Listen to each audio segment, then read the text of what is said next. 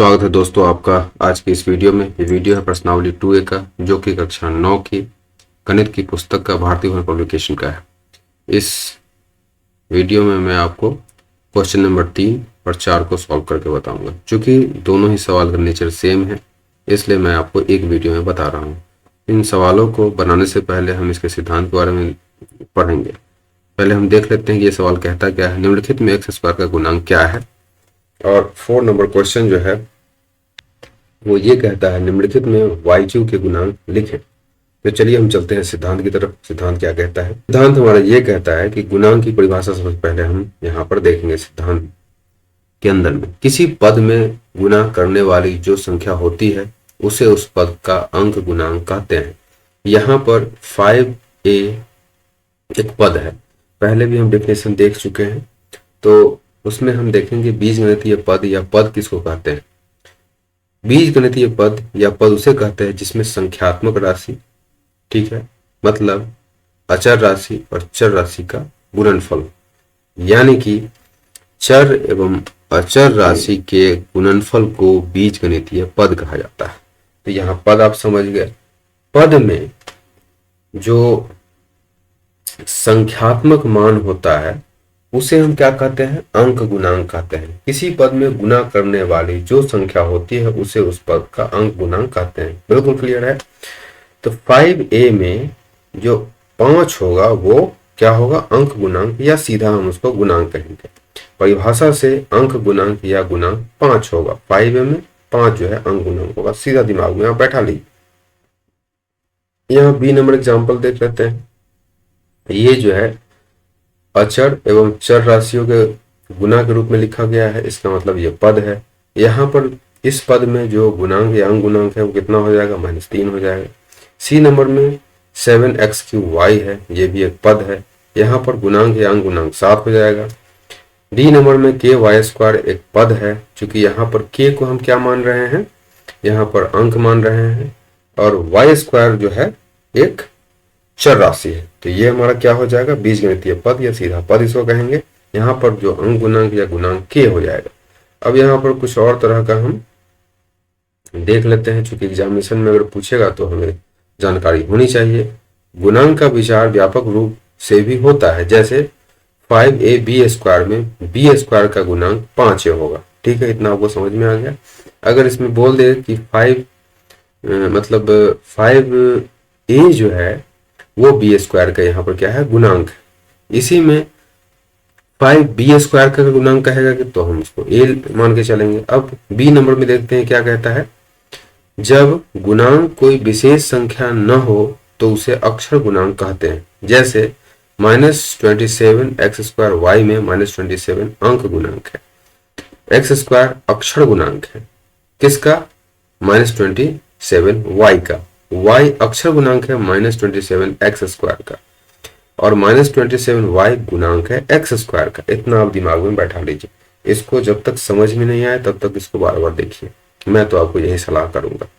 ठीक है, ये खुद से आप अगर समझते हैं तो जिंदगी भर आपके जहन में ये बैठा हुआ रहेगा। ये सिंपल सी बात है, कोई बहुत कॉम्प्लिकेटेड चीज नहीं है, लेकिन आराम से आपको ये चीज देखना पड़ेगा खुद से। सी नंबर क्या कहता है? यदि किसी पद के शुरू में कोई संख्या न हो तो उसका गुणांक 1 मानना होगा। जैसे x² में गुणांक 1 है एवं -x² में गुणांक -1 है। सिंपल सी बात है, यहाँ पर कोई अंक गुणांक नहीं है, संख्या कोई नहीं है, तो यहाँ पर हम 1 मान लीजिए, उसका वैल्यू 1 हो गया। एवं -x² में यहाँ भी कोई संख्या नहीं है, तो माइनस साइन के सहित हम 1 को यहाँ लिख देंगे। अब चलते हैं हम सवाल की तरफ। सवालों को सॉल्व करेंगे तो चीजें और भी क्लियर होती चली जाएगी। यहाँ पर निम्नलिखित में x² का गुणांक क्या है? तो यहाँ पर सबसे पहले हम x² खोजेंगे। अब देखेंगे कि x² में जो है हमारा कौन सा अंक है जो इसके गुणा में है। तो यहाँ पर कोई भी अंक ऐसे देखने से हमको गुणा में नहीं लग रहा है, तो सिद्धांत के हिसाब से अगर कोई अंक ना हो तो हम क्या मान लेंगे? 1 मान लेंगे। तो इसको देखने से हम क्या कह सकते हैं? यहाँ x² का गुणांक 1 है,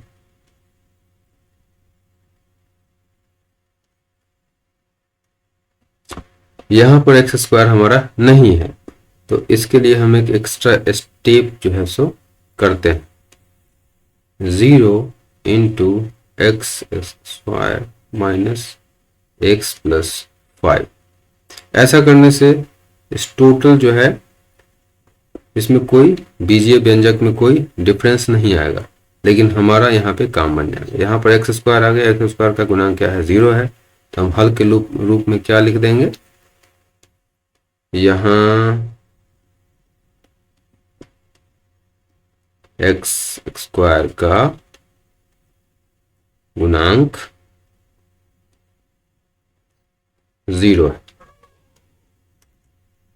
यहां देख लेते हैं, यहां सिंपल है, यहां हम क्या लिख देंगे, यहां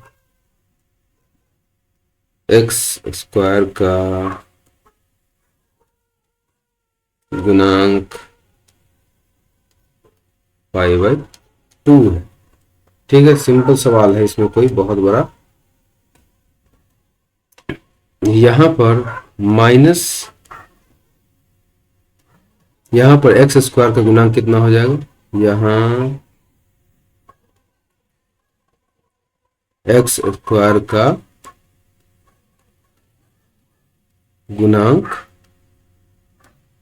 -1 है। अब यहां देख लेते हैं क्या है,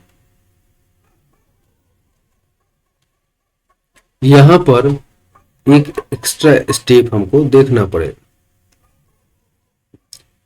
इससे होगा क्या, 0 इंटू एक्स स्क्वायर का वैल्यू 0 ही रह जाएगा।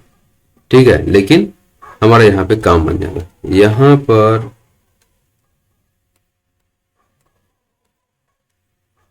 एक्स स्क्वायर का गुणांक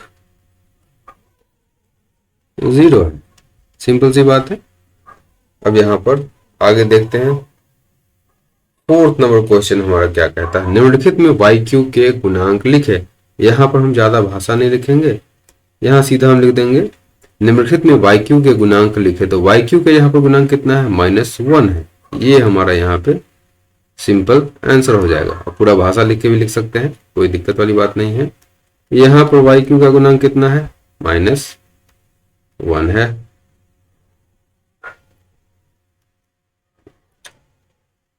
और यहां पर YQ का गुणांक कितना है, 4/3 है। तो इस तरीके से अगर आपने मेरा वीडियो यहाँ तक देखा है, आपको जितना भी मैंने समझाया है आपको समझ में आ गया है, तो मेरे वीडियो को लाइक करिए, मेरे चैनल को सब्सक्राइब करिए, ताकि हमको और भी इस तरह का वीडियो बनाने का मोटिवेशन मिलता रहे। यहाँ तक मेरा वीडियो देखने के लिए बहुत बहुत धन्यवाद।